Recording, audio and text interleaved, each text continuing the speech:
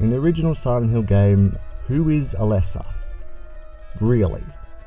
I'm hoping everyone watching this would already know that who is so-and-so is never a simple answer, but we are working with 3 half-souls here, and going to largely ignore one of them.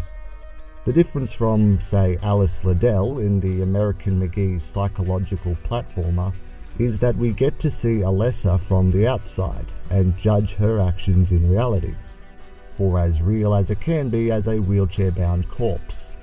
So let us work backwards and start with Cheryl instead. The day of the first ritual that got interrupted was the same day that Harry Mason and his wife found Cheryl abandoned as a baby. We see her sketchbook left scattered around, and when we do see her in Silent Hill, it's... Daddy, help me. Where are you?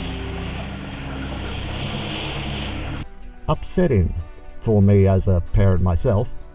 Anyway, with all of those details, Cheryl would clearly represent the more innocent side of Alessa, with whatever is left in the injured body being her fears and anger, right?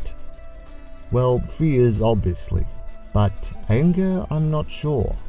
In a flashback, we see Alessa begging her mother Dahlia out of unconditional love that sadly the mother barely even acknowledges. And a short confrontation at the end of the narrative shows that that love is clearly gone by now, but it still isn't spiteful either. Alessa's known actions as the player chases her is merely to create symbols for the town's protection against her own demon baby. And one ending, the bad one, sees her thanking Harry for her own death. In relief from her pain, in achieving her mission, or both. As caring and selfless as all this implies she is, I would go so far to say that Alessa may have been too pure to be a successful vessel for Satan in the first place. Almost. Okay, we can safely say that setting her mother on fire was a nice revenge on Alessa's part, but that's a decision made in both endings to also suggest that this demon is just a massive jerk. Had it appeared only in the bad ending, where the demon never emerges, isn't a good thing either, because it has poor implications when paired with the fact that Dahlia's punishment is not the worst we see. The true victim, beside Alessa herself, is her main caretaker, Nurse Lisa. At first exploited into the job via drug addiction, her own mental health suffered further from the unnatural condition she was meant to treat, and she attempted to resign. But Lisa likely made an impression on Alessa in return, with recurring nurse enemies in the deepest levels of Hill.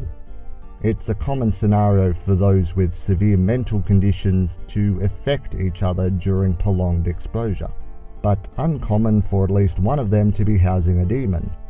I don't want to assume Alessa held any ill will toward Lisa, being largely innocent herself, but with the demon amplifying nightmares, we can't say for certain that those were the only feelings it could amplify.